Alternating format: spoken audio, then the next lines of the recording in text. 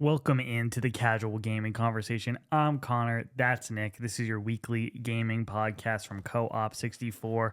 This is a big one. We're talking Nintendo Switch 2 Direct predictions. It's right around the corner. We're going to come at you with our lock, our lengthy, our long shot, 3 predictions apiece for what we think is going to happen. But before we get into that, Nick, how are we doing? I'm doing great. I had my warm up of watching, I think, 7 Nintendo Switch presentations yesterday.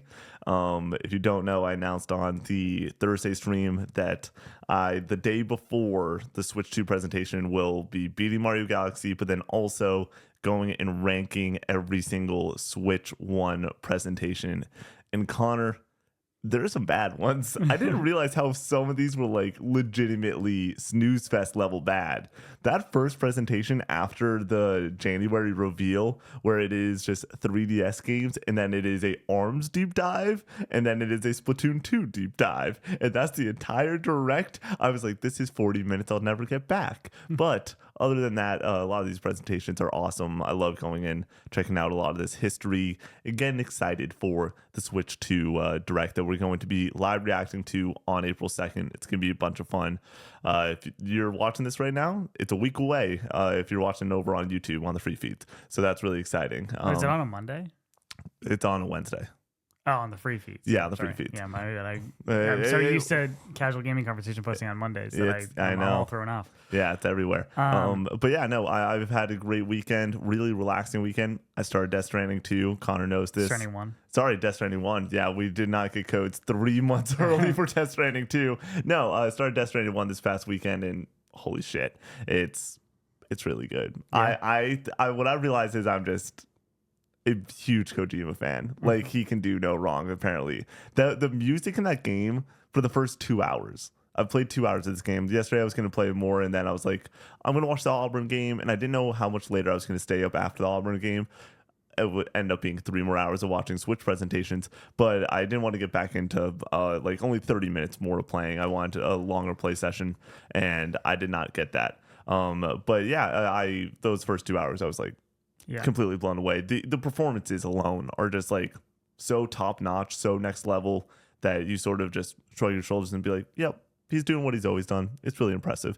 Connor, how are you doing? I'm doing good. I am also playing Death Stranding, and I am chipping away at it a little bit at a time. I'm playing a lot of Valorant lately, and then I'll be like, I'm gonna play a few games of Valorant, and then I'll pop over to Death Stranding, and then all of a sudden it's 10 o'clock when I'm starting, and I'm like, okay, I'm gonna play like an hour and then go to bed, and that's kind of how I've been doing it lately. Yeah, I saw the amount of chapters. I looked it up online because the game is in chapters. 15? Around there, 14 in a prologue is what I saw the other day. I think that they call post game, like after the fact, I think they call it chapter 15. Okay, cool. After you roll credits, yeah. It was really funny talking to Connor about Assassin's Creed, where I was like, I think the game's supposed to be over, and it's just not over yet. If you're playing Shadows over the weekend and everything, you know when the game should be over, and it's not over yet. You got a little bit more game to go. But yeah, I love rolling credits on a game, and so I will not be playing any post game. I assume for Death Stranding 1. I didn't play anything after the fact. Yeah, I thought about going and doing the platinum, but I moved on to the next thing or whatever. Yeah, wait, you don't have the platinum in Death Stranding? That feels like something you would have. It's a done. lot. Yeah, I assume. Yeah, knowing just what that game is, and I assume you got to have a lot of perfect package runs and random bullshit like that. You have to get like 5 stars for every single location or whatever. Holy hell. I don't know exactly what that entails, but I think that's about like the hardest thing. Connor, should we have connected? Okay, we got to connect. Should we have connected? It's a whole thing. It's a whole thing. It's a Death Stranding. The Death Stranding. The Death Stranding. All right, hopping into the housekeeping. This show is made possible by our lovely supporters over on Patreon, patreon.com/coop64, COOP64. No dash. So if you want to go support us over there, that would be a huge help to the channel. You get a bunch of awesome benefits. At the lowest tier, you get this show and the Casual Gaming News Conversation 3 days early, as well as a bonus episode of the Casual Gaming Conversation, where if you sign up now for $5, you're getting tens of hours, maybe 100 hours. No, Not 100 hours, but definitely tens of hours. You're probably getting like 30, 40 hours of content. Yeah, and it's just going to keep stacking up that you gain access to by signing up at that lowest tier. But then you also get a new episode every single week, like the betting special for the Nintendo Switch 2 Direct that we are shooting later today that we'll post on Thursday. So look forward to that. So that's coming up. Then at the $10 tier, you have Recollecting Retro. You have the Co-op 64 podcast, which just posted, where we talk about cooking and the sports we played when we were kids, seafood, and we do a fast food item draft. It was a fun podcast. It was fun. So go watch that if you want to hear us just kind of yap it up and have a good time. And then you also get exclusive TikToks every other week at that lowest or that second highest tier. And at the highest tier, you get your name right at the end of each and every podcast and get to submit your topic, like Brian did for this most recent podcast where he submitted seafood. Here's what I need. I need whoever submitted LeBron. I can look it up. I can find out who this person was. It was Uli? Yeah. Uli keeps submitting LeBron. That's okay, because hilarious. eventually, if I spin that wheel that morning and I get LeBron James, it will be my favorite topic we ever do. Honestly, it might get to the point where if you submit it for 10 straight months, it just might turn into my topic on the last one. So much fun. And you can submit topics like LeBron James also if you support over It's there. just all of the topic submissions are going to be LeBron James now until it gets picked. Over on Twitch, we are starting up the Pokemon Nuzlocke. Did you get that working? No, but good friend of the channel, Big Mac, he's going to be helping me get through it. I tried for like an hour yesterday, and I just couldn't. I got some things to work. Some things didn't work, allegedly. And it was a process. And he's like, don't waste any more time. I can get this done a lot faster. I was like, great. So we're getting that ready for Monday's stream. I'm going to be on the sticks. Do you have a long cord for the Xbox controller so we can sit on the couch? Yeah, that I assume you're going to sit on the right side, and that cord, it goes from my PlayStation to the couch comfortably. Does that make sense? Yeah. Yeah, so it'll go from the PC. Yeah, it'll go to the PC there. Okay, so we're doing that on Mondays, and then Tuesdays, Nick is playing Mario Galaxy, and Yahoo! I am finishing up Sonic 06, and then hopping into something else. I guess it's probably going to be a PS3 game because of just like where we're currently at with you having the retro tank over here, so I can't play something old, or I can play something on the PS5. We'll see. PS3, well, you got HD consoles. Any HD console you want, Connor. I got the Wii U. You got the Wii U available, But maybe? it doesn't work apparently. What do you mean? Although Wind Waker doesn't work on it, and I think it's the console, it's not the game. Oh. So we're gonna find out. You broke it while it was over here. Yeah. What were you doing? You playing kickball with the Wii U? I was just launching it. Just like literally Tom Brady back to pass, me and Brady tossing the Wii U around. Yeah. That's the most fun you can have with the Wii U. Actually, is throwing the console around. I'm kidding. I kid. It's fine. We also have the Skyrim Subathon coming up on Friday, starting at noon on March 28th, and then we are going the distance the entire weekend if you guys allow it. Where if you support over on Twitch, it adds time to the overall counter. If you support on Patreon, it adds double the amount of time. So we're pointing people in that direction if you so choose. Just to clarify, if you support over on Twitch, a tier 1 sub is 5 minutes. If you support over on Patreon, your $5 or the lowest subscription gets you 10 minutes, which is honestly even a better bang for your buck than Twitch, because it's anywhere from $6 to apparently $8 on mobile. Right. So I just want to clarify, because the minutes,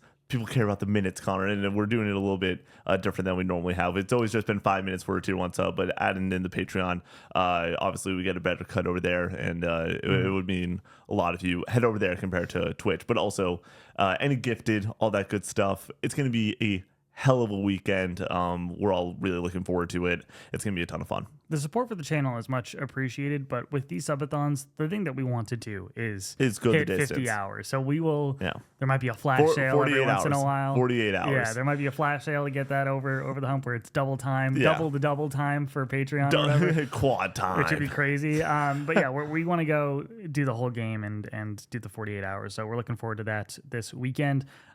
Discord, join up with over almost 2,500 community members talking about games, playing games, talking about movies, albums, all the good stuff. Severance.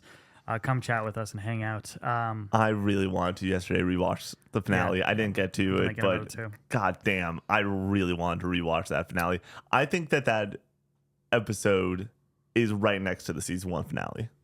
right next to it. And I think it's very close. I think that both those episodes are two of the most on the edge of my seat the entire ride, like episodes of TV ever. Where I don't know if I've been like that intensely like what is about to happen for an episode of TV. Maybe I don't know the last time. Like the moment in there's multiple different moments in Succession season finales, but season 2 has a moment towards like the last like 10 minutes. I'm like, this is like the most gripping 10 minutes of TV. It's that for an entire episode for both of those finales. And now I'm like, damn, it's really good. I really want to rewatch it. We have merch. We have t-shirts, hoodies, and mugs. If you would like to support the channel that way, that's linked in the bio as well. And leave us nice reviews over on Apple Podcast Services. Gets the show out to more people, and we would greatly appreciate that. All right, getting into the show proper. Hot takes. I'll kick us off this week. All right. My gaming hot take is that I think that a platinum trophy should require 2 playthroughs always. I always want a second playthrough. I always want an excuse to play the game a second time. There's nothing worse for me than getting a platinum trophy by finishing the game out. Ghost of Tsushima is the example that I always go back to, where I the last trophy I needed was the trophy that pops for finishing the game. Never touch that game ever again. Never going back to it. If there was one more trophy left of play the game on hard mode and do it again, do it a second time, that would have been great. I would have loved that. Just make me experience the game one more time, get to like have those story beats washed over me again and enjoy that world and give me an excuse to play it a second time. That's my take. I disagree with this wholeheartedly. Well, you I think have that, like you don't have a platinum. I think that trophy hunter. platinums are and video games are all about having fun, and platinums should be more difficult than just beating the game. Obviously, it should be going and adding extra spice to your playthrough and everything. You should be going and crossing off your side missions and everything for this platinum, all that good stuff. I'm all about that. But like, don't if you don't think as the game creator that it's going to be a more fun experience by making the player go through it again just to pop a trophy, I'm fine with it only being one. It is more fun to play it a second time. So, and to pop a trophy. So I think that some people are like, oh, I don't want to go and play through another 50-hour game again. I guess it depends on the game, but like if it's like a 25, 30-hour game, I'm like, great, like let's run it back. That's my thing, where it's like if we're throwing it all in of like, I don't want another playthrough. I'm like, dude, if I had to like play Death Stranding 2 times for a platinum or whatever, it's like that's a long ass game. The only game that I don't really want to play a second time because of the length is Persona. And I don't think you have to play it 2 times technically. Dude, Persona's so good. Yeah. Oh my gosh. Nick, what is your hot take? My video game hot take is there is no such thing as being a real gamer. This is a topic that got submitted on the Q&A that I shot, and that's going up on Patreon in a couple of weeks. But somebody was like, what makes a real gamer? And to me, if you play Stardew Valley for hundreds of hours and you just love that and that's your thing, you're a gamer. If you are sweating playing CSGO or Valorant or League, you're a gamer. If you're somebody that goes and beats every Call of Duty campaign and then drops in the Warzone, you're a gamer to me. If you play video games and you are a gamer, and that's that. I saw Brian David Gilbert say this. He's a gamer extremist. He's an extremist. I've seen this. Playing the word game on like the New York Times, doing the Wordle. Yeah. Are you a gamer, Nick? No, that's not a gamer. Why not? Because even though you're interacting with a video game screen, I don't consider that a video game. Why? Because you get points. No, that's the same thing as Sudoku. You have a streak. Yeah, or just like playing Sudoku There's on your phone. Games. Yeah, but like it's got to be like more than just like tab. If you can do it on paper, the exact thing on paper, then it is not a game. You can play solitaire on paper, like with cards or whatever. You can play Balatro. I don't think that you can play Balatro because there's not. Isn't there a Balatro card? There's a Balatro card deck going out, but not a full game. Yeah. Okay. Anyways, though, I like this mainly also stems from the fact that I feel like often we get asked a question like, or just a statement. You didn't play X, so you're not a gamer. Whether it's Connor with Elden Ring, me with the Witcher 3, or not playing all the Assassin's Creed games before. Yeah, like your review is invalid because you haven't. Like I think your review is almost more valid to be like, hey, I'm a newcomer. I have a fresh perspective on this. This is what I think. The other part is like, I've played some Assassin's Creed. I Yeah. just haven't rolled credits on an Right. Assassin's Creed game, which I found to be by far the funniest part of those comments. But also, like, once again, if someone's like, hey, your review's invalid, it's like, cool, watch somebody else's review, get somebody else's opinion. You do your own fucking research. It's that's fine. how reviews work. It's like all a hodgepodge of like a bunch of different opinions that should help you make your decision. You shouldn't be going to one person and be like, okay, like if they like it, I like it, or whatever. But for me, I like, obviously we tote Kind of Funny as like a big example of like a team that we really enjoy. But like I've learned that like I have people on different outlets that I go to. The reviews drop when it's really funny because like I obviously love being part of the embargo and being part of the conversation, like day one with the rest of Games Media and everything. Scary. It's scary to see where you're going to be in comparison to everybody else. But it's also, you just stick to your guns and it's whatever. Yeah, and then fun. But it is funny also though to not be part of it and then have the moment where you, once again, it's just like if you're watching the show, you're just a fan of games and Games Media and all this stuff and the conversation around it. So it's always fun for me to be like, all right, embargo drops at 9 a.m. for Monster Hunter or something, and then just like sip my coffee and watch the reviews go by and then get excited for the different opinions. Like, I love all that stuff, but yeah, you shouldn't be going to one place. That's a different conversation for hot takes. But when it comes to just like being a real gamer, you cannot play everything. You can't. So why go and try to like say like I did X, Y, or Z, so that makes me a gamer? There's somebody that played like 2,000 hours of Destiny 2, and it's like you're telling that person because they didn't beat Dark Souls 1 that they're not a gamer. It's like, no, we just are all running a different race. So yeah, I just want to throw that out there for my gaming hot take. All right, Nick, do you want to cue this up? You want to tee this off? Oh yeah, this is like my favorite shit ever. And we're so back. I don't know if you realize it's my favorite shit ever. I've watched 12 Switch Directs, but I just love this shit, and we're so fucking back, dude. All right, these are our Nintendo Switch 2 Direct predictions. We come with a lock, a lengthy, and a long shot. The lock is our locked and loaded pick. It is the guaranteed. It's going to happen on April 2nd when we're reacting to the Switch presentation over on Twitch. The lengthy is a prediction with multiple caveats. When does it happen in the show? What's the release date? Get crazy, get wild with it. Have multiple phases to this prediction. And then the long shot. This is your Hail Mary moment. This is your freak out, I'm going to flip the table, it's so fucking hype moment prediction. So Connor, let's get into it. What's your lock? My lock. Splatoon 4 will be revealed with a launch planned a few months after the release of the Nintendo Switch 2. It's the same playbook as Splatoon 2. Yep. For that release, came out in July, I think, or something like that. June maybe for the Switch July. 1. So I think that they show off a new Splatoon. The thing is with Splatoon, for me, it's like it's all about the multiplayer, and you honestly could not tell me the difference between Splatoon 2 and 3 in that experience. But when it comes to new Splatoon titles, I think the thing that differentiates them, that allows them to make a new one constantly, is the single player additive or whatever. So they do a new single player campaign, something that they can do DLC for. Then you also have the multiplayer that people come back to and play over and over again, add a new gun, add some sort of new system, and kind of re-up on excitement around Splatoon. So Splatoon 4 feels like a lock to me. I'm going to disagree with the lock nature of it. I love the prediction though. So 2015 we get Splatoon 1. 2017 we get Splatoon 2. 2022 is when we got Splatoon 3. So an extra 5 years in the oven is a little bit of a tough sell for me to go and be like, all right, we're going to get one of these out in 3 years. But maybe you might go and be like, hey, they did 2 years because it's a new console. They just want to get a Splatoon game out on a new console. For me, if they didn't have so much software that I expect to see during this presentation coming out this year, I'd be like, yeah, we could use the Splatoon game to help fill this out. And that's like you said, it's pretty easy, I would assume, to be like, hey, we have a bunch of these assets. We know what this gameplay is. We know how it's going to run, basically. Let's just go and flip this into a new title, throw a new campaign on there, and call it Splatoon 4.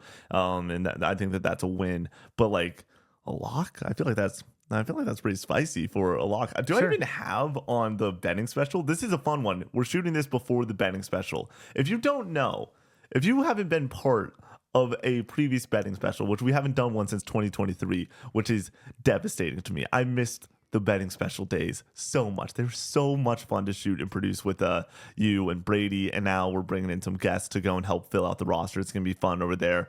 Check that out on Patreon if you want more predictions.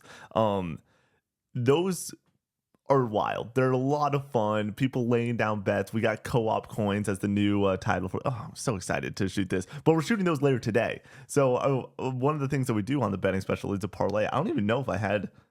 I don't have a new Splatoon bet on there. So Connor's in his bag early on. That also is exciting because I think that the predictions episode and the betting special are going to be relatively different. The other thing is, I don't want to be boring with that's this, true. You know what I mean? Yeah. Like, that's how I always come into this. It's like, ooh, there's going to be a 3D Mario. It's like, yeah, no shit. Like, my lock is that we're going to get a 3D Mario. It's not going to be at launch. It's going to be later this year. It's going to fill out it's going to be the holiday title that is your must-play banger after you've spent all your time on the software that comes out earlier in the year. That is my lock. And it's a lock. Don't bet. It's coming at launch.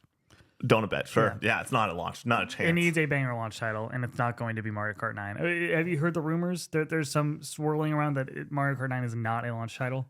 Yeah, but those are all just rumors as of right now. Yeah, here's my thing. You need the Zelda Breath of the Wild for this console. You need the one title that people are going to pick up on day one, single player experience, the must have, and that will be the 3D Mario title. Oh, dude, I'm so fucked. The fact that we didn't get another 3D Mario right on Switch 1 is wild. This game must be ready and has been ready for the last 2 years. If you don't bring this up during your, I don't think either of us are going to bring this up, but if there's a game that we have a donut bet on that I forgot about, and I'm like, I'm so fucked. It's just so incorrect. Oh man. But we'll talk about that in a moment. Yeah, no, I think that they don't need that. I'm convinced. And the same way that I've said so many times, they could go and release this console and have Skyrim ported, and that's it. And it will sell 15 million copies. That's not what they're trying to do, though. Oh no, but that's what it's not. And I don't think that the history has shown that Nintendo can do whatever the fuck they want off of its success of a really successful console. Same with the PlayStation. Nobody can do that. It does not matter. Like they are going to try to keep on the gas. The gas is launching with the Mario Kart. I disagree. And my reasoning for that is it is the highest selling Nintendo game, period, bar none. It doesn't capture the hardcore in the way that it captures this broad audience. That something like Breath of the Wild or 3D Mario is more like I am a hardcore gamer. I play on PlayStation, I play on Xbox, and then I also play on Switch. If I want something that's single player, that's story driven or whatever, that I can play alone, something like your Breath of the Wild, something like Mario Odyssey. That's what those gamers are looking for. Mario Kart 9 is this additive experience that you're going to play a lot at launch and then play throughout the next few years pretty regularly, but it's not a console seller in my opinion. Yeah, and I think that the promise of Mario, we got to remember, everyone when they saw that Mario Odyssey trailer back in 2017 in January was just like, that's got to be a launch. Of course it's a launch game. And then it wasn't. And then it became really clear that, it's just going to be Zelda. I think that the answer is, hey, let's go and have this awesome title later in the year. Let's do Mario Kart, and then let's go and get to this next one. Can I hop in with my lengthy? Because it deals with this conversation. Actually... No, you have to go. Oh, fuck. I know. But I had a spicier lengthy. I feel like my lock was so not spicy, but now I'm going to go and it's not. This one's also not as spicy. Obviously, if you've watched these predictions before, you know that I bring 6. So Connor normally can go, and I can just in case he steals one. The only problem is if you are about to take my. I don't think I am. One of mine. Okay. Because I only have 3 written down. Yeah. All right. I got a Metroid prediction. But yeah, I assume that's fine. My lengthy is that Metroid Prime is not a launch title. It comes out 1 to 2 months after launch, and we are all disappointed that it is not at launch.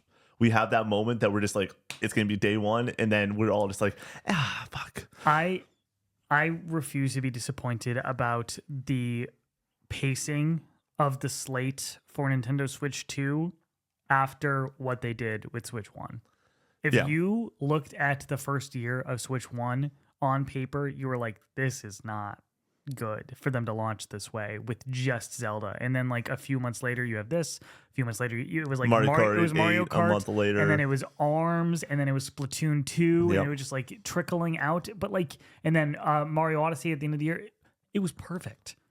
But when we all looked at that, we were like, this sucks. Like, this is not worth buying a Switch for. You launch with 3D Mario, and then 2 months later, you have Metroid Prime 4. That's called managing the catalog. Here's the thing. You're going to be disappointed because they're just launching with Mario Kart. Yeah, I don't think so. Correction, they're launched with Mario Kart, but we'll talk about another one of these predictions in a moment. Where from first party, I think they're just launched with Mario Kart. You do 3D Mario, you do Metroid Prime, you do Mario Kart 8, you do Splatoon 4.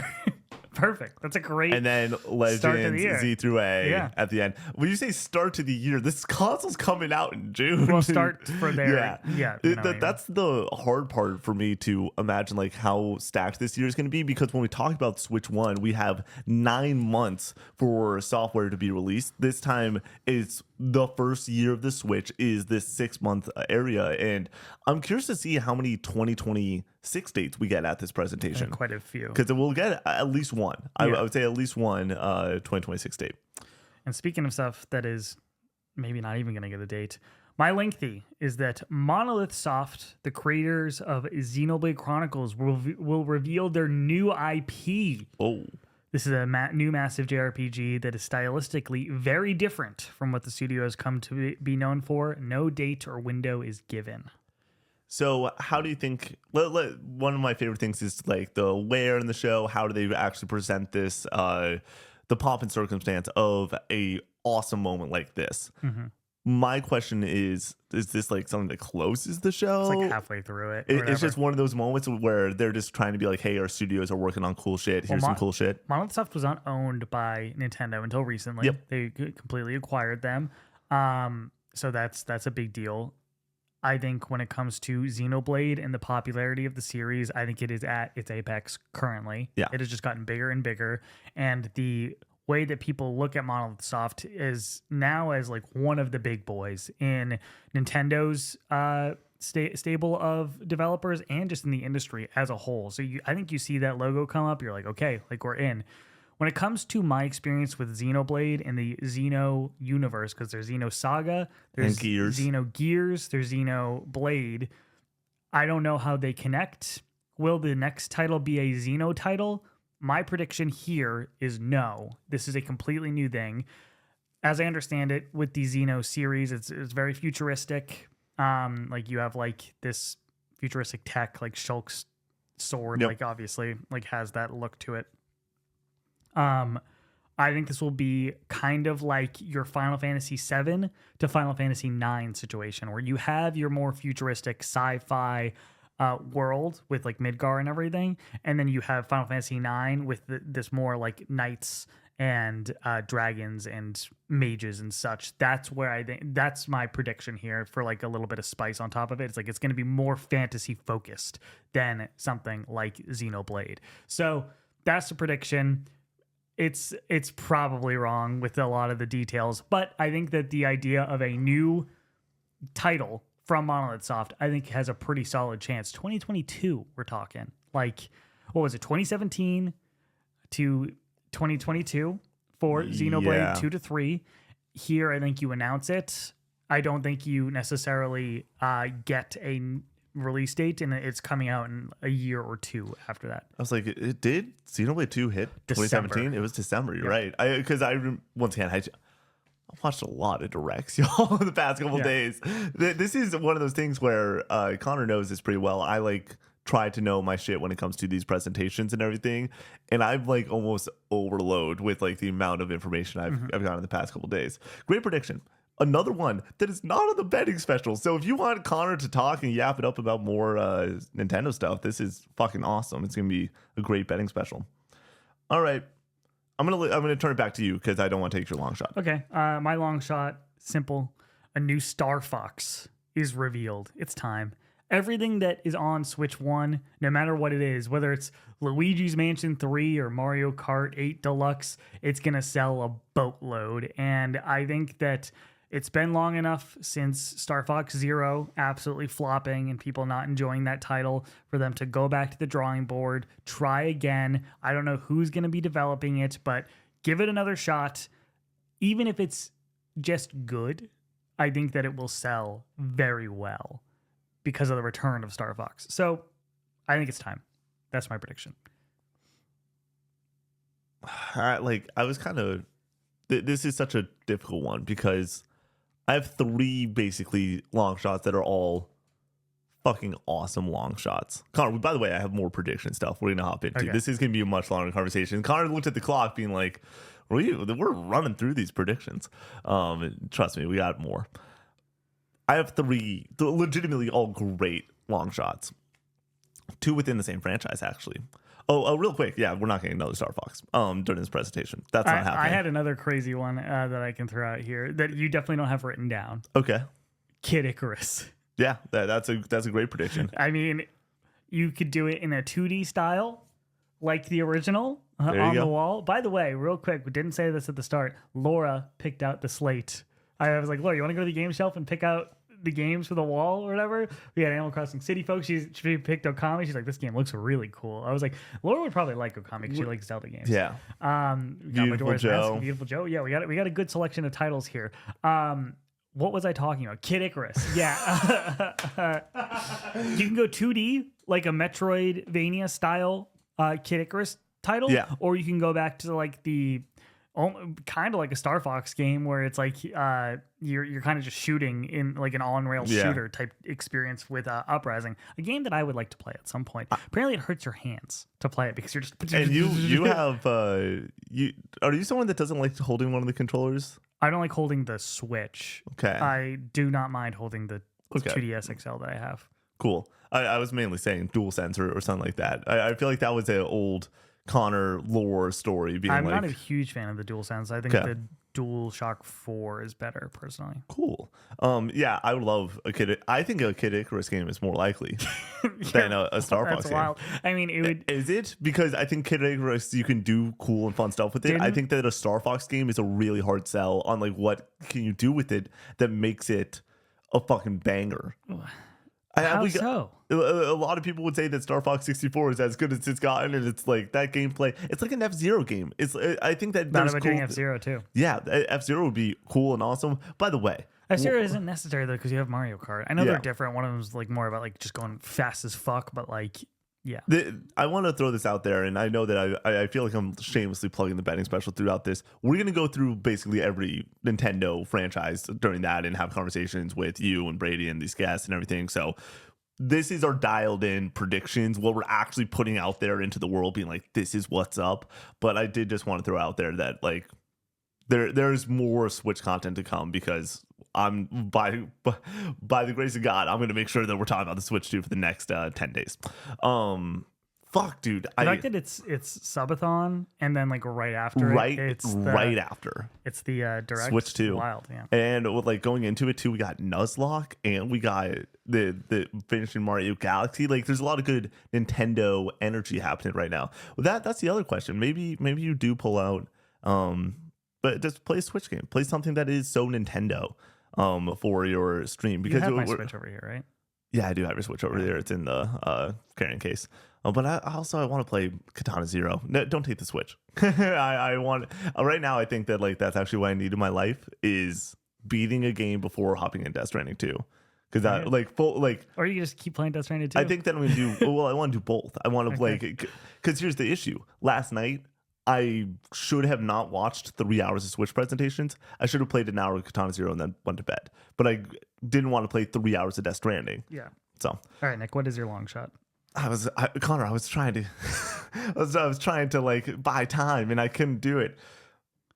I'm gonna do the big one that just. Actually, I'm gonna do what I believe can actually happen. My long shot is we get a new Zelda teased, and it is in the same exact fashion as Breath of the Wild and Tears of the Kingdom. I know that that's not exactly what people want. Guess what? That's what I want. There's a lot of rumors swirling about an Ocarina of Time remake.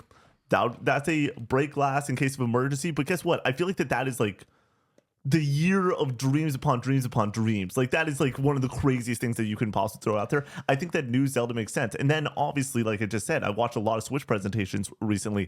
2017, we had the release of Zelda Breath of the Wild. 2019 was the first time we got a tease for Tears of the Kingdom. Yep. 2 years isn't insane to go in and tease a new game. I don't know if it's going to be the same Hyrule. It's going to be open world Zelda. That is my opinion. I think that we had a tease of that. And I think that if they do that and it is open world Zelda, that's the biggest win that they can possibly have. Just the promise of it returning. I know that there's a lot of people that want them to go back, but guess what? Breath of the Wild is one of the greatest games ever, and it was very, very successful. It was the most successful Zelda game at the time. Then Tears of the Kingdom comes out, and it does the same exact thing. It fucking just makes them so much fucking money. I would be shocked if they wouldn't continue running that formula and then doing more cool stuff like, hey, we're gonna do bring Wind Waker on the system. Hey, Link's Awakening and Zelda Echoes of Wisdom. Let's do that also alongside these huge moments in gaming, because at the end of the day, these are prestige titles. These are the things that wins GOTYs for them, and I would stick with that. I would stick to that formula. There is a 100% chance that the next Zelda is in the same format. The way that you do it, in my opinion, and really differentiate itself from the other two is it needs a completely new map. Yeah, new It needs a new world to explore. I mean, maybe it's just a different timeline. I know the Zelda timeline's really weird or whatever, but I don't know if there's any other than Ocarina to Majora's Mask that are related. Then you have Breath of the Wild and Tears, and then that's it for games that are together. Yeah.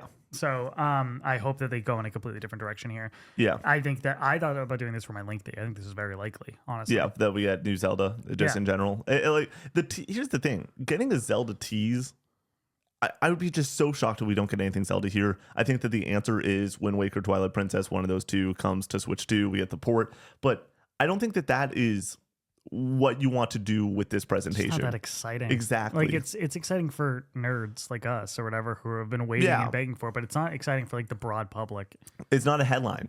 And right now, if I'm them, I'm I want through this presentation to capture 3 to 4 headlines. You need to promise a really solid launch, and then you need to promise the future as well. I don't think they did that exactly fantastically for the Switch 1. They promised the first year, which I think was pretty solid. I think that here it's better to just throw something out there that's a little bit further out. Yeah. But I really don't think they do that a lot with any title except for Zelda at this point.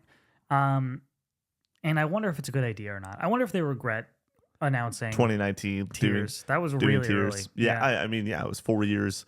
We're talking about it was a 6-year turnaround between two games, and it was a 4-year tease and drip feed of trying to figure out when this game's coming out. It's really funny. I just finished watching the E3 from 2021, and seeing the excitement for that then is so interesting, being oh, dude, we had 2 more years after having 2 years of waiting for this since the first announcement of it. And I texted the Lucids this morning, who I watched E3 2019 with. I said, rewatching every Switch 1 direct before Switch 2's first one to rank all of them. Just watched E3 2019, and I can't forget seeing the Zelda trailer and being that shit is so fucking awesome. High-fiving Matt, talking about it for the entire week while Scott was just dying sick. He was just we were legitimately screaming in the basement, and Scott was you could hear him fighting for his life. It was really funny. But that amount of timeline, the 4 years is too much. You can't do that again. So my theory would be it's 3 years. It was a little bit tighter. Also, I think that a hard part to develop a game like Tears of the Kingdom probably was just that the hardware was really hard to keep up with the amount it was doing between the Sky Islands and the depths and just everything that map was doing. I'm it's a miracle that Tears of the Kingdom runs, even it doesn't run perfect by any means. It's a miracle that it runs as well as it does on the Switch 1. It is. And so Yeah, I think that they run that same formula, and I think that it'll be highly successful for them. Stoked to see what they do. I want to hop into some of these other ones that I had written down. My other lock, because I just wanted to talk some 3D Mario. My other lock is we get no Pokemon news. I think that there's a real chance that, hey, this comes out in April, and then May we get a Pokemon Presents that is a Arceus deep dive, or sorry, Legend Z through 8 deep dive, or July, or even September. Hey, here's a Pokemon Presents. They can do their own thing, and I think that there's so much that's here already that they don't have to have Pokemon here. I wouldn't be shocked if it showed up, but I'm not betting on it. I feel like a lot of people are saying, oh, during this presentation, it's already done. Like, we got Metroid, we got Pokemon, we got Mario Kart, we got 3D Mario. That's the presentation. I'm like, I think that there's a hole that arrives by pulling out Pokemon from there. And I think that we won't get that. I mean, I think with Pokemon, all you do for that at this point, since we just recently saw it, is give a release date. And I feel like if you were going to, I don't know. You're not giving a release date a month and a half after the fact. Right, I don't that's think. That's what I'm thinking. That's like, and Pokemon just wants their own headlines. They do their own thing, and like this isn't that necessarily. Sure, they've once again, Pokemon's shown up at directs. That's not completely new, but it's really interesting. It's most of the time a marketing beat. It's not a here's a lot more information, or here's the starters, or here's even a date. It's often, hey, we announced this a few months ago. Go check it out. It's coming out later. Next headline. Like, that's just how they sort of do it with that company. And so I think that there's a chance that if it shows up, we get no new information. But I don't think it's going to show up. I think that they want every single part of Switch 2 to just be banger after banger. Hopping into my other lengthy, put the makeup on. I think it's Mario Kart and Hollow Knight 2, the Silk Song that launches with this system. Okay. And that's your hardcore gamer game. I don't think that Hollow Knight is this thing that's on the same level as 3D Mario. You know what I mean? Oh, once again, but you're saying there needs to be a game for the people that are the nerds. There, and I to some level agree. Like, there needs to be something there, and it might be Metroid Prime, it might be 3D Mario, but I want to read from Gaming Leaks and Rumors Reddit. Extra Ones, who is a tier 1 leaker, says Silksong is currently planned for June 2025. Extra One heard that the release of Silksong on Xbox Game Pass is currently scheduled planned at the latest for June 2025. What if that's a Xbox showcase reveal shadow drop situation? It could be 100%, but I also think that the biggest stage for this is here. And when you talk about Switch, it's so difficult not to bring up indie titles and how important that was to the Switch 1 life cycle. But I think we already know who Team Cherry is in bed with when it comes to the marketing for this title. We've only really seen it one time for marketing beat wise for Team Green. A big thing with this game is that it's on Game Pass. I think that's true. I think that that's a huge selling point for them. And I think that they probably, if they were to sign that deal with Xbox, they probably are like, you're going to show it here or whatever to help us push Game Pass. And that's what I think will happen personally. Yeah, I think that that's not a bad take. And even the rumor is that it's they bring up Game Pass and Xbox. And I'm like, I do think, though, that if this makes sense and if it does happen, this is another headline. And if they don't have day one headlines, if it is just Mario Kart, I could easily see them reaching out to Team Cherry and being like, hey, let's just say it's a June 1st release date. I don't know what day of the week that is, but can you get this thing out by June 1st? Can we have this moment? Because guess what? It would be one of the biggest headlines from the entire presentation. Do you think 3D Mario is not ready or something? Like, is that no, part of no? it? I think so that's if it's ready, then why would they not launch with it? Because you want to separate, like you said, go and drip feed out the content throughout the rest of the year. Why are we assuming that Mario Kart 8 is the thing that is first then? 9. We've seen it, which I know is like, I think that whatever they showed there, they wanted that first. And I think that if it was 3D Mario first, I think we would have seen 3D Mario during the Switch 2 reveal. I think that's a jump. I think there's some logic there, but I don't think. It's totally. That's not like a fact. No, by 100%. any means. Yeah, but like I think that there is some level of, hey, this is going to launch with the Switch, so let's go in, show a brief tease of that compared to like, you know how easy it would be to just be like have Mario just like run like on top of the Switch 2 console, and then that's your tease, and But you we get the move forward. excitement in your Direct now instead. But the excitement would have been there for Mario Kart 9 in the same way. Once again, we're talking about the hardcore gamer that's going to be watching this, but also this will capture news headlines. This will be talked about on Good Morning America. This is going to be talked on just like beyond the scope of the regular gamer. And Mario Kart is the broadest game in the Nintendo portfolio. I think that the reveal is something that you kind of have more people just generally speaking about that are outside the hardcore gaming space. When it comes to a Direct, that's for the nerds. The Direct is going to capture headlines beyond the normal gaming space too. I think, at least. And I do think that the Switch reveal, you're right, is a great way to pair it with Mario Kart 9. And hey, the biggest news beat for them was the reveal. Yeah, that's probably true. So you have your biggest title. That's a good point. For console sellers with that. So if you want to sell the console to nerds, who are people who are going to be playing single player stuff like us, who are looking for your Zelda, who are looking for your 3D Mario, that's where you show it at the Direct.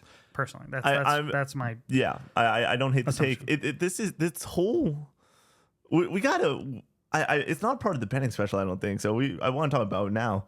Is it just 3D Mario for you then? Is that what they're launching with, and that's it?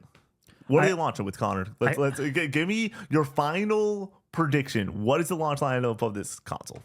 I think it is 3D Mario for Nintendo first party. I thought about putting my lengthy for a while. The issue is that I couldn't make it interesting was that there is a new IP that is coming with this console. Yeah. Like that. I don't know if it'll be day one. I don't know for this prediction for what I think it launches with. There's a new IP that I am not smart enough or creative enough to predict what it even is. That's what the people at Nintendo are paid for. That's what they're good at, is coming up with interesting, weird ideas. There is something out there that I think that launches with Switch 1 that we don't even know about. Connor, sorry, Switch 2. 2-3 Switch. I think there's something weird, and I think my prediction was going to be for lengthy was it is received a lot better on first blush than that of 1-2 Switch and ARMS, where it's like everybody saw 1-2 Switch and ARMS. I was like, I don't know. I think ARMS turned out a lot better than a lot of people thought it would. Obviously, it didn't have legs in the long run. We've arrived. This is where the podcast has gone off the fucking rails. Yeah, so obviously it didn't have legs to go for a long time, but I think that in this instance, they're going to come up with something interesting for the hardcore, but also for a broader audience that people are interested in. Something like a Mario Kart, like a Smash, that some new evolution of. So 3D Mario and something fun. Yeah. Cool. Mine is it's just Mario Kart 9, and I think that is also Hollow Knight. Or if it's just Mario Kart 9, I will be disappointed. Yeah. Why would you not? Hollow Knight is not going to be okay. Let's Hollow Knight is not related to Switch. Let's play the game. It's related to everything because it's on everything. Will Connor be disappointed if it is just 3D Mario and we get nothing creative? It is literally just 3D Mario. No. You will not be disappointed. I will be if it is just Mario Kart. I bought the Switch 1 with just Zelda. I understand. Well, the Switch 1 was launched with Zelda 1-2 Switch Snipper Clips in I Am Setsuna and Super Bomberman R. And Just Dance. Don't forget. Like it was a bad launch lineup on paper, but it didn't matter because you had Zelda. I understand. If you just have the next 3D Mario game, that's enough. And what then a month later, you get something else. So 3D Mario, you're satisfied. Mario Kart 9, you're not satisfied. Connor, we're still playing the game. Real quick, the only difference between 3D Mario and Zelda in this instance is that Zelda is 100 hours. I was about to say playtime is a huge factor that I think that if I get a Switch and it is just 3D Mario and that campaign only takes me 12 hours to go through, as somebody that's not collecting every moon in Mario Odyssey, I would be upset. I would be more upset than if it was There's going to be other things to play on the console. Like, it's not going to be just I'm talking that. about first-party output, because that, at the end of the day, is by far, in my opinion, the most important part of what makes Nintendo Nintendo. You do, Mario? Okay, go ahead. We're still playing the game, Connor. Sorry. So, if it's Mario Kart 9 and Metroid, are you happy? Happy. Is that a launch lineup that you were like, yep, that's a great launch lineup? I think that is a not great launch lineup. No. Okay. So you're saying that it has, if it's Mario Kart 9 and something weird, not weird in the fun category, as you would say, something like a 1-2 Switch or a Wii Sports or whatever you want to, we all know what I'm talking about, like the fun party game that you can play with friends. If it is Mario Kart 9 and something you brought up earlier, something like a Kid Icarus, something like an F-Zero, something like a Star Fox, if it is Mario Kart 9 and one of those titles, are you happy? I think you cannot launch this console without a 3D new Zelda Mario game or a Odyssey. new Mario game. If it is Mario Kart 9 and Wind Waker, are you satisfied? No. Okay. I'm just wondering where we're at. I'm just seeing. If it's, I think that the only like port / remake / something that already exists or whatever, it would be Ocarina of Time remake. Yeah. And I think that is a pipe dream. I think people are kind of making that up as something that they want to see happen. Oh, yeah. Where is that coming from? Like, it's coming from people just trying to get stoked. right. Also, we a fun one. I wrote this down because I was just like, oh yeah, I'm pretty sure it's Mario's 40th anniversary, so we're gonna get a 3D Mario this year. Like that's gonna happen. Oh yeah, this year for sure. It's just a matter of when. Yeah. It's 2017, Nick. Yeah, insane. It's been 8 years. It's time. They've had this ready. It's been done for a year or two. Connor, what if it launches with just Super Smash Bros? It's the same issue as Mario Kart for me. Yeah. It's like I need something that's going to be a personal experience with the console. Yep. That's just how I look at it when it comes to my experience with the Switch 1 and why I fell in love with that console. Then you have the multiplayer stuff that comes later that kind of, or you do it in tandem, I think works even better. But my thing is, I think everything that you've said thus far on what would make you satisfied, Mario Kart 9 for me is going to be hopefully a great time. And I agree. But if my question is, what if there is the open world mode, and what if it is, hey, you can explore and play this game solo for hundreds of hours, like people put into Forza and stuff like that. I think that there's something there of that experience can be a lot longer. And then also for me, I know it's such a lame thing to say because I'm the person that likes Mario Kart or is more excited for Mario Kart 9 than GTA 6. But it's just a fact. I cannot wait for, hey, like it's hard sometimes to get you, me, and Brady to do fun stuff, but like even if we're not in the same room, hopefully the online's a little bit better and we are playing online and you are having those extra experiences and it's a good time. My thing is, if they do Mario Kart 9 and Metroid day one, I don't know how that's not like fucking banging.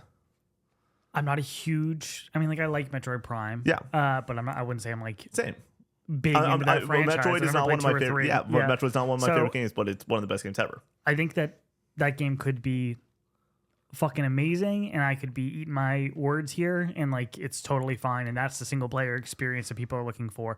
But I do not think that has the same gravitas as a 3D Mario. You're correct. It's just not even close. You're not even in the same conversation. But when you're talking about like what you need from a launch lineup, and I do agree to some level. Let's go back to the PS5 launch lineup. One of the most, we both agree that launch lineup is fucking banging. Like it's awesome. You have your every person game between Miles Morales and Astro's Playroom, but mainly Miles Morales. And then you have your hardcore gamer experience with Demon's Souls. If you have the hardcore gaming experience with Metroid Prime, that is solo, it is single player. Honestly, I think that like there's something to be said of like Astrobot was like more Mario-esque, like you got your platformer, your mascot and everything. But like when we're talking about like hardcore gaming, like I think that they might want to have a moment with Metroid that they had with Zelda on the Switch. I know it's a different never conversation. Been that for like people but talk also about Metroid. Zelda has never been 10 million sold in this whole huge fucking thing before Switch. Yeah. And so like we haven't had a Metroid Prime on a Switch console. I think that there's a chance. And once again, I'm just like trying to toss out different caveats for what this launch line is going to be. Correct me if I'm wrong. I think Metroid Dread is the highest selling. I think that's correct. Metroid game. Yeah, I'm pretty sure that's right. Like Metroid's never been this like huge seller, so I don't think you look at that and we're like, that's a system seller in the same way that other titles can be for Nintendo. But I could just be totally wrong. It's interesting. It is the highest seller at 3.07. Metroid Prime's at 2.8 million. I can see myself going on day one and having, if it's just Mario Kart 9, and playing through and taking it home excited, playing through all the courses, and then feeling empty, and then being like, well, now what? Like, what am I supposed to do now? My thing is, I can imagine going through the 12-hour 3D Mario campaign and feeling the exact same way. I think that the magic of a 3D Mario campaign can kind of carry you to A, want to go for everything. That's true. Or B, just like kind of look at the console and look at that title as like this like moment for you, rather than something like Mario Kart, which I think that we kind of know what we're getting there. You know what I mean? Like, I don't necessarily disagree with this. And the full understanding of why I can see where you come from is I understand I'm a Mario Kart sicko. Like, that it can just be Mario Kart 9. I think that I'm one of the only few people when it comes to the Nintendo hardcore that is really excited for this console that's like, yeah, Mario Kart 9's enough. I think that everyone else is very much just like, are you fucking kidding me? That's absolutely not the case. But for me, I'm like, it's going to capture the casual audience. It's going to sell. If you pair Mario Kart 9 with the Switch 2, they're going to sell out of all of their consoles day one. I firmly believe that. They because the hardcore is going to pick it up your day one anyways, and then Mario Kart 9 captures enough of the general audience, and you're good to go. Is the Mario Kart sales for Switch, is that including it does include the bundles. Bundle? Yeah, they've had a bundle for Christmas every single year. Okay, let's call that 10 million bundles, and then guess what? We sell 50. 10 million? I think you could argue 20 or 30. Okay, then it's still 40 million copies sold. We're talking about a bundle that's been going since 2017. I know, it's still probably 40 million copies sold. For a console where there's 140 million of them out there. I understand. It's probably and also you got to bring in the fact that guess what? You're making your own point for me. That console combination sells really fucking well. Well, of course it sells well because like it's also a deal. Yeah, you got like, a free game for it. You might as well. Christmas. So just kind of going over my hope, not my prediction, but this is what I hope is the case. 3D Mario at launch with a new IP. Yep. At launch. Then a month later you have Mario Kart 9. Then a month later, you have Metroid Prime. And then a month or two after that, you have Splatoon. And then we're talking, are we at this point, we're talking November time? Pokemon, yeah. And then that's your year. I think that's a really solid first year. For me, I think that we get the console in June. I think that it is Mario Kart 9. Then in late July, I think that it is Metroid Prime. Then I think around September or October-ish, October for me seems right. We get 3D Mario, and then in November we get C through A. That's your year. And honestly, I think I think you flip 3D Mario and Mario Kart, and I think that might, you sell the console for Christmas time with Mario Kart with that launch. I think might actually. If you asked me before the Switch reveal, I would have said that exact playbook. That's the playbook you run. The issue is they already revealed. We've already seen Mario Kart 9, and I think that a lot of people during that event never assume, but like I think a lot of people did assume. Okay, this is the launch title. We're getting this day one, and if that is the case, and I've just thought about it a little bit more, and I kind of. Once again, I don't know if it's the best strategy. So we're gonna find out though. Once again, no matter what their strategy is, it's going to sell out the consoles because they're not going to launch it with nothing. And whether it's a 3D Mario or a Mario Kart, it's going to sell a lot. I have more rapid fire that I need to run through before we move on to the draft. Connor, did we hear say the word 4K during this presentation? No.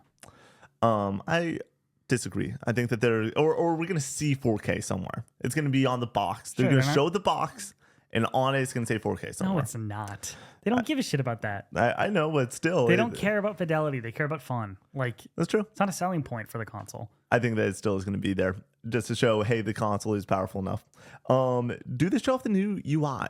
Do you think that we're going to get like a moment where you're scrolling on the homepage and everything? No, they didn't do it for Switch 1. I don't think we get that either, especially if you're going to do it. It would be a stage presentation and all that stuff, and they didn't do that for Switch 1. You're not going to do that now. Do we get to do Mario Sports title? This is a little bit part of the betting special during the parlay, but it's not a main prediction. Baseball would be cool. Not strikers. What is it? Yeah, it's Sluggers. Sluggers. Yeah. I don't think we get it just due to the fact that we're gonna have Mario Overload, I assume. Yeah, I agree. That's fair. That's a good point. But I think that, guess what? Next year we will have a Mario sports title for sure. Any Xbox games getting shown off? Yeah. Yeah, I think so too.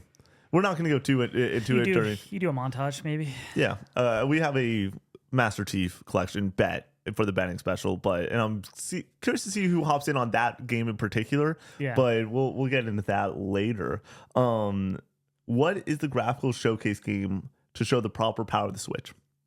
What's the one? What's the one that they pull out? It's 3D Mario, in my opinion. For graphical fidelity, for me, the things that come to mind were, I'm asking, what is the Skyrim moment? Hey, this thing can run Skyrim. What is that moment for the fact Switch? that the Switch could run Skyrim, a console I understand. came out in 2017, a game that came out in 2011. It was still shocking. It was still a moment. By the way, guess what? It's 2025. I think that Elden Ring is the fucking game. They're going to show off to say this thing can run it. Yeah. And that's 3 years also. Yeah, I think that's, sure. Yeah, something like that. And then lastly, we discussed it a little bit on CGNC, but I want to bring it up here. How will they handle backwards compatibility during the presentation? They say some games are going to be enhanced, but that's it. Do we see that $10 price tag? Or do we see $70? I don't think they say anything about cost other than how much the console cost during this presentation. If you remember the Switch 1 presentation, the sticker shock after the fact of, this is how much the dock costs. This is how much the Pro Controller costs. Yep. This is how much the Joy-Cons cost. And everyone was like, what the fuck or whatever. I don't think you want that moment of this cost this amount during. Yeah. You leave that for after. Yeah. That's a blog post or Nintendo, Twitter, whatever, after the fact. All right. That's all I had for Rapid Fire. This was a lot of fun. We are not done with Switch 2 predictions. Like I've said many times through this, over on Patreon, the bonus podcast for this week is a betting special. I don't know if I enjoy hosting, producing anything more than betting specials. So it's going to be a lot of fun. And that is a little bit more of a edited video. It's going to be a ton of fun. When you were like, hey, we can shoot this tomorrow. And Brady also was like, hey, can we shoot this tomorrow? And then both of the guys were like, hey, can we shoot? I was like, this is going to be a long Sunday of shooting content, man. It's going to be a lot of fun though. All right. You want to hop into this draft? Yeah. Do you know who has the first pick? I want first pick. Okay. I feel so unbelievably confident that everything that is on my list is not on your list. Not a single song. Cool. It's awesome. I only brought 8 because of that. Great. All right. You tee it up and you go first? Yep. Today we are drafting video game songs, and with the first pick overall, I'm choosing Simple and Clean from Kingdom Hearts. It's an easy 101. Kingdom Hearts is dominating the music league of just video game music as a whole. It's phenomenal. It's one of the staple songs when I think of video game music. I think Simple and Clean from Kingdom Hearts. Great choice. There's so many great songs from Kingdom Hearts. And when it comes to me and this draft, I'm not playing for points with the audience. I'm taking personal picks across the board here. And with my first pick, I'm going to go with the legendary theme from Gitaroo Man. This song is so fucking good, dude. This song rips. It makes me feel things, you know what I mean? Like that guitar, when it peaks, when it apexes, is so good. And it's at a moment in the game that it's such a great payoff musical moment that I absolutely adore it. The legendary theme was my first pick. With my second pick, another just totally personal pick, Sticker Brush Symphony from Donkey Kong Country 2. A song that I go back to and listen to on YouTube pretty regularly. It feels nostalgic for something that I played for the first time in 2023. It makes me feel for that era of video games where I don't know, it transports me back to a simpler time, even though I didn't play this game until I was an adult. So yeah, Sticker Brush Symphony, such a good song, absolutely rips. Love me the music in Donkey Kong Country 2, and that's the best of the best. Aquatic Ambience is up there as well. So Connor was like, I'm not going to try to win this draft he's doing the personal picks. I just did a list only a couple weeks ago about personal picks. So I'm just going to try to win this fucking draft. That's fine. With my second pick, I'm choosing the Fairy Fountain theme from Zelda. Shit's goated. I had that one written down. Oh, nice. So, It's so fucking good. It is so fucking good. It immediately just makes you feel things. And so, yeah, why not? I'm going to choose that. With my third pick, I'm choosing Last Surprise from Persona 5. One of my all-time bangers. Going and driving up to visit Connor Brady in college, me and my buddy Josh listened to this song 4 straight times. We just threw it on loop. And goddamn, it just kept on hitting. We could have gone the entire 8-hour drive just listening to that song. Last Surprise, Persona 5. Holy shit, all-timer. With my next pick, I'm going to go with Vectors to the Heavens from Kingdom Hearts 358 over 2 days. I know this song. Yeah, because I submitted it for Music League one time. It's really good. Fucking amazing. Like, Yoko Shimomura is the best composer in video games, period, bar none. I think this is the best song in the franchise. I know that Kingdom Hearts 358 over 2 days isn't the game that a lot of people point to when it comes to Kingdom Hearts, but the moment that this plays, the reason that it is playing, the battle that you are fighting during this moment, so good. It's perfect. I love the song. I go back to it quite often. Alrighty, with my fourth pick. With my fourth pick, I'm gonna go with Promise Reprise from Silent Hill 2. Yep. The piano just absolutely fucking ripping, dude. It highlights some of these moments so well in this game. When people talk about why Silent Hill 2 is one of the best soundtracks of all time, when we've done video game soundtracks, it's always up there high on the list. It's this song that I would point to be like, yeah, this is fucking amazing. There's so many good songs in that game, but this is my favorite. I have 2 picks left. Yeah. Great. With my fourth pick, I'm going to choose Still More Fighting. This is the extended version of Those Who Fight Further from Final Fantasy VII Remake. It's called 2 different things, but I'm going to call it Still More Fighting because it is Those Who Fight Further into Those Who Fight Further into Still More Fighting.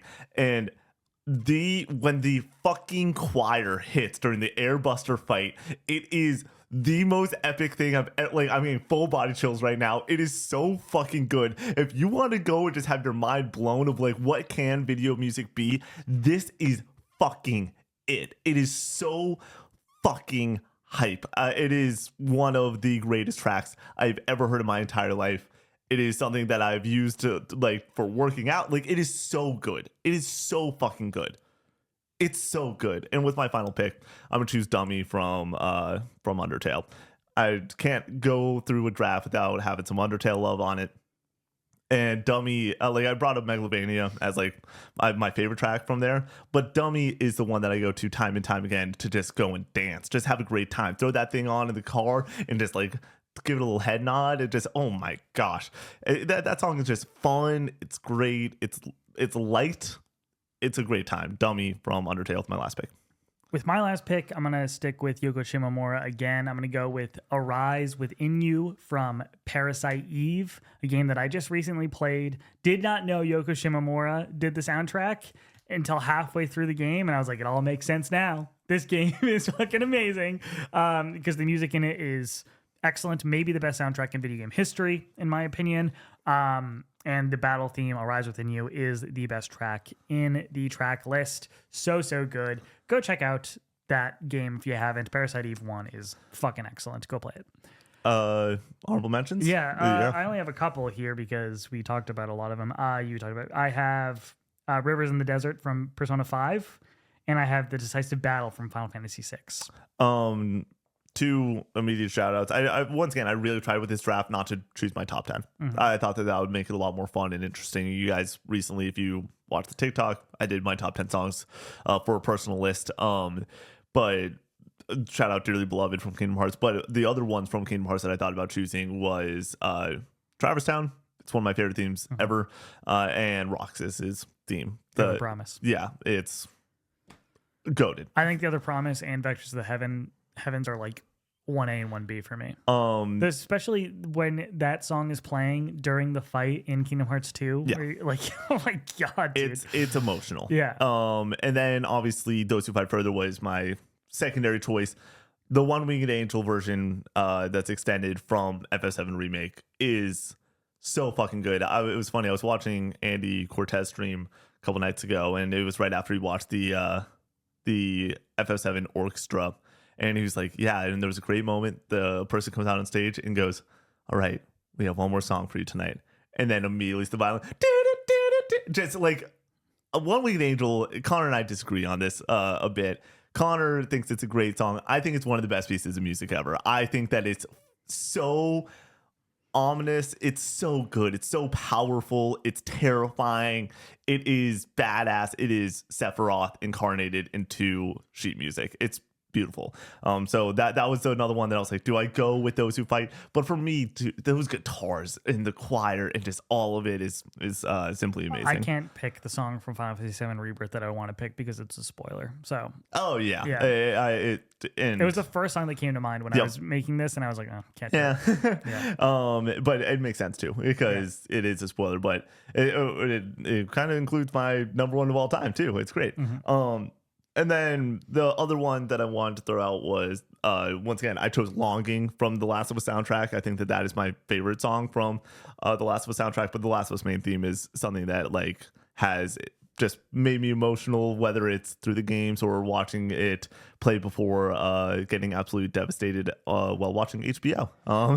It's really good. The Last of Us music is so interesting because I think it's all really great to the point where I don't feel like there's one track for me that I'm like, oh, this is the best track. Whereas I think that there's a lot of games that like the ones that I listen where it's like, that's the one. Like that's the track and it really stands out. So it sticks with me a little bit more. Yeah.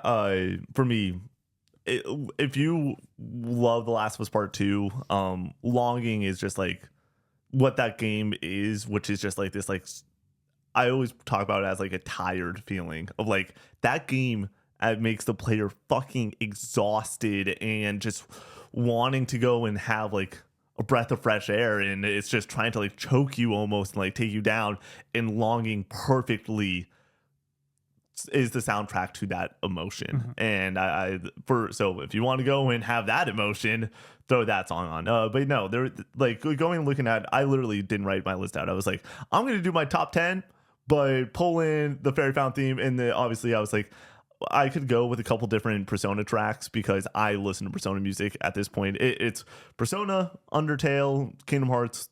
I listen to those 3 soundtracks almost every day at this point, mainly because just popping in headphones is great for background, for editing and stuff like that. I could choose so many different tracks from those games. And so I was like, I'm just going to do that. For me, like I just pick tracks that I like listen to somewhat regularly outside of playing the game. Yep. And I think that's what I picked here. So yeah. Another one I want to throw out there is, I want to make sure I get it right. Talk real quick. I need to go and pull up this exact track. What's a PlayStation, a PS2 game that has great music? Shadow of the Colossus has really good music. What else? I mean, obviously Kingdom Hearts, Final Fantasy X, people will point to. Oh yeah, Tizanarkind, I think is the name of the song, is excellent. That's the song that a lot of people shout out. I think a lot of people commented that on your video when you did your top 10. So that track is excellent. Of course, Persona 4. Apparently, we're getting a remake of that, which is wild. That's coming so soon. I just don't think it needs it. It's kind of weird. I was looking for a Thief's End from Uncharted 4. That track is so good. It perfectly mixes the main theme, but it's like this subdued version of it that like you're like, I mean the title of Uncharted 4 is Thief's End, and it makes you feel exactly how you should while playing that game. Like that, I think would have worked better over the 2-bit Thief trailer. Like it is so fucking good. Gotcha. That's how well I think that song works. Somebody was really funny when we posted the Switch list. They're like, all right, now do PS2 untimed. And I'm like, oh my god. Yeah, that's the thing with those videos. I could go forever if I have no time cap. Anyone that says that they can do better for those videos, I'm like, I know that you think that you know a lot of Switch titles. Connor and I also know a lot of Switch titles. Yeah, but you put that timer on, it changes things. It changes something. You put the timer on, especially because you rattle off your first 10, and then you look down and you see the timer, and then your brain just goes completely blank, and then you're like, all right, I need to attach to, if we're doing PS2 games, get the Metal Gears out of the way, get whatever, like, and try to just find different places to go. Those are so much fun to shoot, but they're also like by far the most stressful shoot probably that we do because it's the only one that's on a timer. Yeah. So, yeah. Thank you so much to the members over at the dearly beloved tier who make this show possible. Members like Logan, Hope, Tyler D, Scooter Man, Dinkelberg Rules, Censuro, Ryan V, Go Nash, Neutral Sphere, Charlie W, Stooby Dooby, Calvin M, Nuke This Kingdom, Crispy, DJ Zach B, JC, Uli, Jacob D, Big Mac, Mel Nate, The Patty Cake, Bear Pog, Yogi, Damn, Holden M, Shane O'Mac, Colin C, Brock, Voodoo, Dr. Pookie Bear, Alex the Golden, Andrew H, Master Diz, Jesse F, Drifter X1, Skirt Skirt, Presto, Maverick, Goops, J Matt B3, Ali Benali, Michael B, Vorpal Matt. and Brian. Appreciate you watching this episode of Casual Gaming Conversation. We'll see you on the next one. Peace out.